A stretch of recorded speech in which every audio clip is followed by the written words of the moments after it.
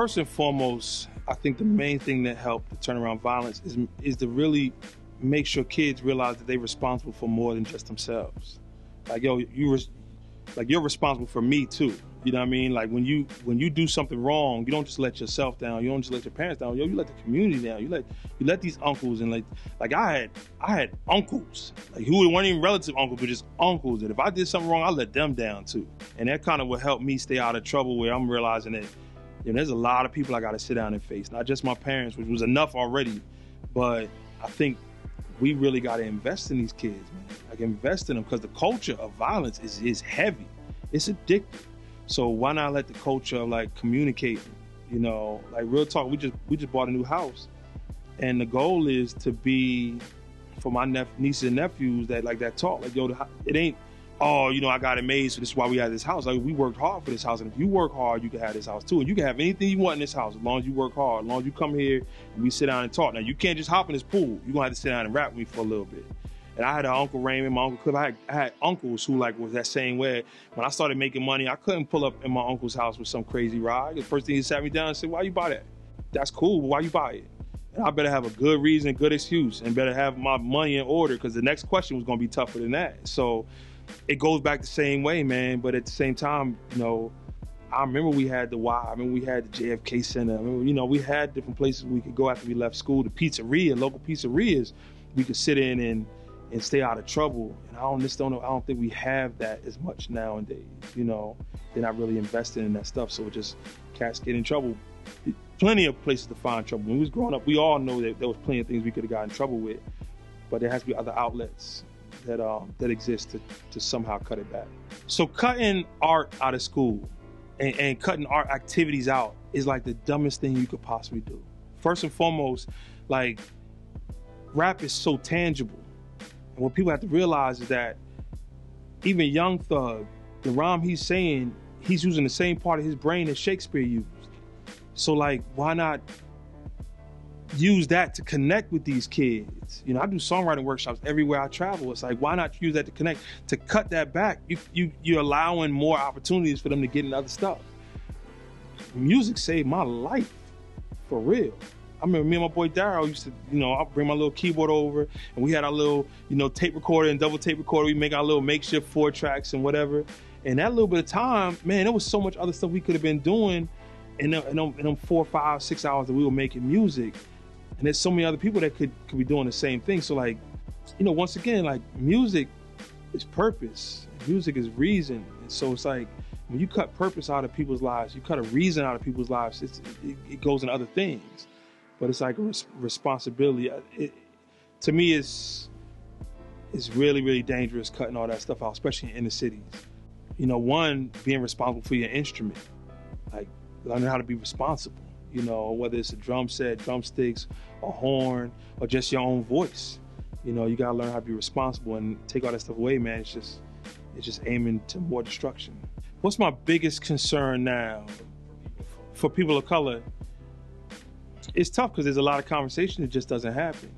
And that's the best way to look at it. I mean, there's so much foul history. If you look at the Spanish-American War, where America took over, like Texas and California and Phoenix, Arizona and stuff like that. And those people who were actually part of Mexico already when it became California, they didn't automatically become U.S. citizens, nor was a culture to become U.S. citizens. So now we're looking at them like they don't belong. So it's like, it's so many different avenues you can look at it, whether it's black people with slaves or Native Americans and the slaughtering of all this stuff that you had tribes that were 400,000 tribes, and within a year it was broken down to like 40,000 people.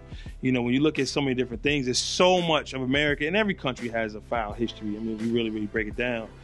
But I think we're distancing ourselves from the conversation that we're all somehow hurting and we all could heal together if we just kind of, look at each other with respect. And I think we're too easy to turn a blind eye to someone else's issues. When it should just be simple, man. If you see a crack in the floor, warn somebody so they don't trip or fill it up. You know what I mean? It's just as simple as that. And I think we're in a day and age now where it's like, there's a crack in the floor. As long as they ain't trip over, who cares if somebody else trips over it, Especially if they colored, But to me, the color spectrum goes all the way around. So, you know, when I look at how much I could trace back to my family with slavery, you know, it hurts as a black man. You know, just even like the N-word, man. Like we look at the N-word like something we really took back. I always hear like, we took it, we turned it around, made it a term of endearment. Yo, man, if you go back 300 years from now, that was the first word that slaves were taught when they got off the boat. So of course we use it as a term of endearment from the start. You know what I mean? If you was told this person was the N-word, that person was the N-word, that's how you spoke. If you look at any manuscript from any slave, they sound like we talk right now. You know, it's just part of the culture. Same way as eating chitlins, it's part of the culture. And there's certain part of the culture that we need to still embrace because it's part of our history. And there's certain parts we gotta say, yo, man, we can't use that as an excuse anymore. Hopefully we can just try to do better. So let's, in the same way there's Native American culture, there's a Spanish culture, there's, you know, unfortunately, and I think, you know, Trump is a distraction from the conversations that need to be had. So the Trump era is tough, man. We got a clown for a president. That's probably the best way to word it. We got a clown for a president. And I think Congress and Senate, for the most part, is a circus. I think it was a circus that Obama had to deal with in general. We have somebody really immature, and he unapologetically takes principles that are immoral. Like, he's unapologetic about it. Like, he's proud to not support, you know, an Energy Act. You know, he's proud to not support music in school. He's like enormously proud, you know, to not support certain things and no backing. Like, I can understand if you was a diehard, super country boy Christian and like, I just don't believe in abortion or Planned Parenthood no matter what because God told, you know, everyone, that's one thing. He just like, yo, I don't do it because it's just, I don't want to do it because it's going to cost me money. And it's just really, really dangerous. And, you know, I got a song right now that's really going after him right now, you know, called Superstar. Like, yo, you trying to be a superstar, we need you to be president, you know, and it's really tough. I mean, but at the same time, I think black people had to deal with a foul government for so long that I think really the rest of the world is kind of opening their eyes going like, what are we dealing with? But I mean, them Bush years was crazy. I mean, real talk, Clinton was good for us, but you look at what he did in throwing so many black kids in prison, you know, it's like there's a bad thing that almost every single situation did. Unfortunately, the government never really been good and for us when you really, really stop and think about it. But now we really got a clown leader that, to me, really affects the other side of the world. Like, man, you think the other countries used to look at Bush bad?